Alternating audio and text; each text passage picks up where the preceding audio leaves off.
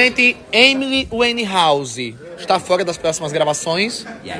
Passado. Teve esse atrito mesmo, foi? Acontece. É real mesmo? É dia a dia. Rolou só aquele, sabe aquele, tipo assim, ó.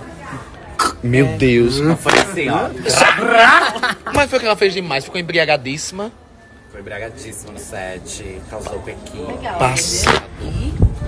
E Calamari e eu. E fugiu pra Alagoas. E foi Sem dizer nada. Eu sem falar com a equipe.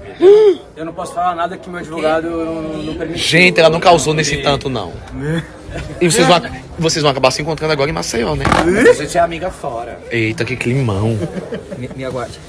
Os fãs de Emily já estão enchendo a direct dele de hate. Eu recebi um monte de mensagem, sua puta, devolve o vinho da Emily. Disseram isso? Sua galinha. Galinha. Xingado horrores. Meu Deus, Devolve o mas vinho da Emily, é muito bom. Eu só não fiquei mais brava porque eu sou puta e galinha mesmo, mas nossa.